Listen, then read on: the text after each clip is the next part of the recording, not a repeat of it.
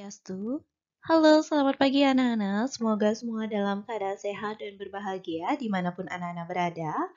Pada kesempatan kali ini, Ibu akan melanjutkan penjelasan materi mengenai koordinat Kartesius. Ayo disiapkan catatan dan alat tulisnya, dan simak video ini hingga selesai ya. Hari ini kita akan membahas mengenai posisi garis terhadap garis sumbu. Jika berbicara tentang garis, kira-kira di manakah anak-anak bisa menemukan penggunaan garis dalam kehidupan sehari-hari?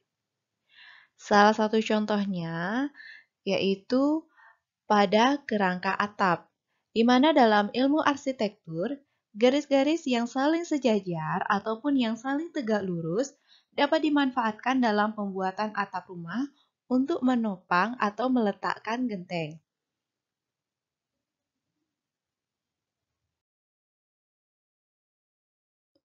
Nah, adapun tujuan pembelajaran kita yaitu anak-anak bisa menentukan posisi garis terhadap posisi sumbu X dan sumbu Y, menyelesaikan masalah yang berkaitan dengan posisi garis terhadap posisi sumbu X dan sumbu Y. Nah, adapun tahapan pembelajaran kita yaitu yang pertama akan disampaikan penyampaian materi melalui video ini. Dan dilanjutkan dengan latihan soal dengan mengerjakan soal-soal yang ada di LKS. Dan yang terakhir, kita akan mengkonfirmasi hasil pengerjaan soal maupun pemahaman anak-anak mengenai materi ini. Kita melanjutkan pembelajaran. Yuk kita ingat kembali hal-hal yang sudah anak-anak pelajari bersama, yaitu tentang bidang koordinat Kartesius, di mana bidang koordinat Kartesius merupakan hasil perpotongan antara garis mendatar dan garis tegak. Nah, bidang koordinat Kartesius dibagi menjadi 4 kuadran, yaitu kuadran pertama, kuadran kedua, kuadran ketiga, dan kuadran keempat. Kita lanjutkan pada materi utama kita, yaitu tentang posisi garis terhadap garis sumbu. Anak-anak, silahkan amati denah dari perumahan Gria Singosari Insight. Nah, sekarang anak-anak silahkan amati Jalan Kertarejasa dan Jalan Kertanegara. Kira-kira apa yang anak-anak temukan hubungan antara kedua jalan tersebut? Nah, di mana antara Jalan Kertarejasa dan Jalan Kertanegara itu tidak memiliki titik yang saling bertemu di antara keduanya. Nah, kira-kira apa sih hubungan antara Jalan Kertarejasa dan Jalan Kertanegara? Selanjutnya, silahkan anak-anak perhatikan Jalan Tunggul Wisnuwardana dan Jalan Kertanegara.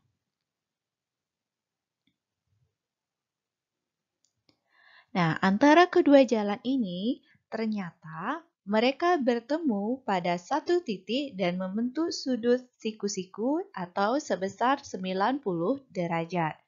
Nah, kira-kira gimana sih hubungan antara Jalan Tunggul Wisnuwardana dan Jalan Kertanegara?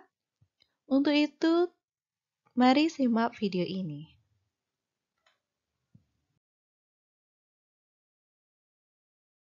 Nah, kita akan membahas mengenai posisi garis sejajar. Dua garis dikatakan sejajar jika kedua garis tersebut tidak akan pernah saling berpotongan atau tidak memiliki titik potong. Nah, sekarang anak-anak silahkan perhatikan pada gambar berikut ini. Garis M dan garis K sejajar dengan sumbu X, di mana jika anak-anak perpanjang garis M dan garis K beserta sumbu X, sampai dimanapun anak-anak perpanjang, ketiga garis tersebut tidak akan pernah saling berpotongan atau tidak mungkin memiliki titik potong. Begitu juga dengan garis N dan garis L sejajar dengan garis Y, di mana jika anak-anak perpanjang garis N, garis L, dan sumbu Y, itu tidak akan pernah saling berpotongan atau tidak memiliki titik potong. Yang kedua, posisi garis tegak lurus. Dua garis dikatakan tegak lurus jika dua ruas garis tersebut berpotongan dan membentuk sudut 90 derajat.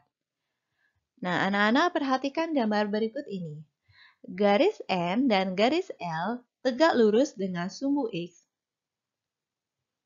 Garis N dan sumbu X itu memiliki titik potong yaitu di titik negatif 2,0, di mana garis N dan sumbu X berpotongan dan membentuk sudut 90 derajat. Begitu juga dengan garis L dan sumbu X itu memiliki titik potong di titik 4,0, di mana perpotongan antara garis L dan sumbu X itu membentuk sudut 90 derajat. Garis M dan garis K itu tegak lurus dengan sumbu Y, di mana garis M itu berpotongan dengan sumbu Y di titik 0,2. Sedangkan pada garis K, jika kita perpanjang, maka terlihat bahwa garis K berpotongan secara tegak lurus dengan sumbu Y, yaitu akan berpotongan di titik 0,3. Dan antara garis K dengan sumbu Y itu berhubungan saling tegak lurus karena mereka berpotongan dan membentuk sudut 90 derajat.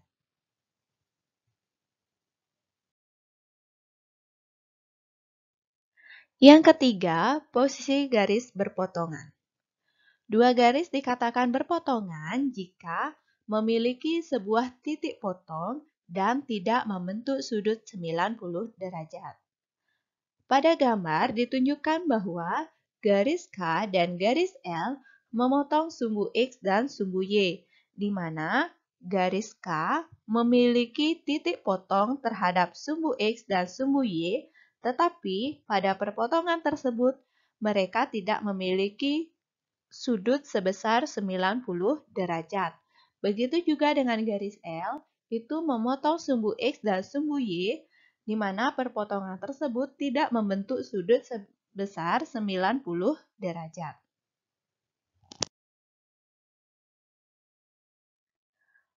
Perhatikanlah bidang koordinat kartesius berikut ini, di mana kita akan menggambar 5 buah garis, yaitu garis L1, L2, L3, L4, dan L5. Nah, dari garis tersebut ternyata kelimanya merupakan garis yang sejajar dengan sumbu X dan berpotongan tegak lurus dengan sumbu Y.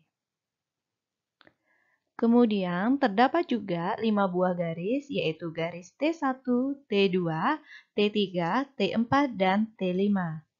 Kelima garis ini juga merupakan garis yang sejajar dengan sumbu Y dan berpotongan tegak lurus dengan sumbu X.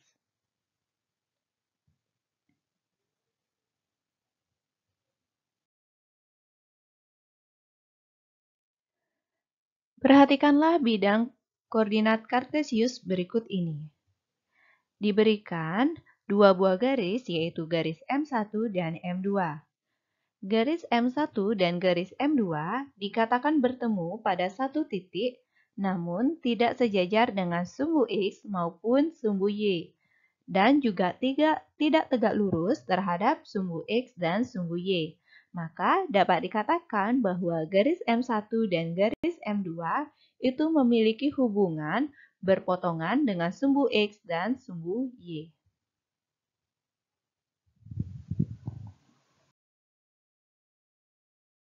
Nah, pembelajaran akan kita lanjutkan dengan melakukan latihan soal. Silakan anak-anak buka LKS untuk soal pada uji kompetensi 3.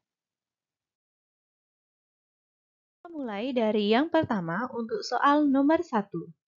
Garis yang sejajar dengan sumbu X adalah, silahkan anak-anak perhatikan gambar berikut, di mana anak-anak diminta untuk mencari garis yang mana yang sejajar dengan sumbu X. Ayo silahkan, manakah garis yang sejajar dengan sumbu X?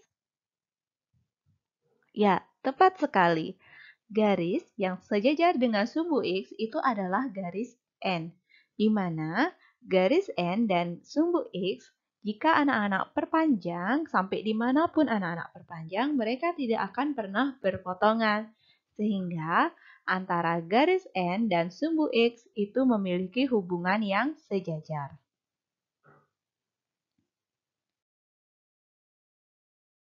Selanjutnya untuk soal nomor 6. Garis yang berjarak 3 satuan terhadap sumbu Y adalah, ayo yang mana?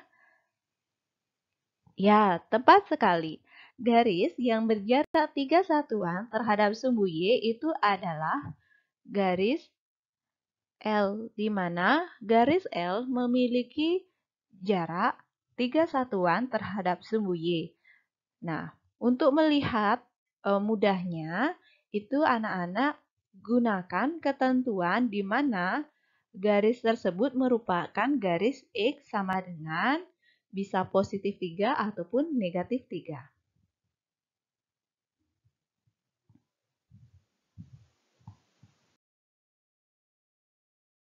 Selanjutnya, untuk soal nomor 8, ruas garis MN menghubungkan titik M 2, negatif 3 dan titik N negatif 2,3. Kedudukan garis MN terhadap sumbu Y adalah. Nah, untuk menjawab soal ini, anak-anak harus menggambar bidang koordinat kartesius dan menggambar ruas garisnya. Maka gambarnya akan menjadi seperti ini. Nah, kira-kira setelah dihubungkan, bagaimanakah kedudukan garis MN terhadap sumbu Y? Kedudukan garis MN terhadap sumbu Y yaitu mereka saling berpotongan karena memiliki titik potong dan perpotongan tersebut tidak membentuk sudut sebesar 90 derajat. Demikianlah penyampaian dari Ibu tentang materi mengenai posisi garis terhadap garis sumbu. Terima kasih untuk anak-anak yang menonton video ini hingga akhir. Dan jika ada yang memiliki pertanyaan, silahkan diajukan.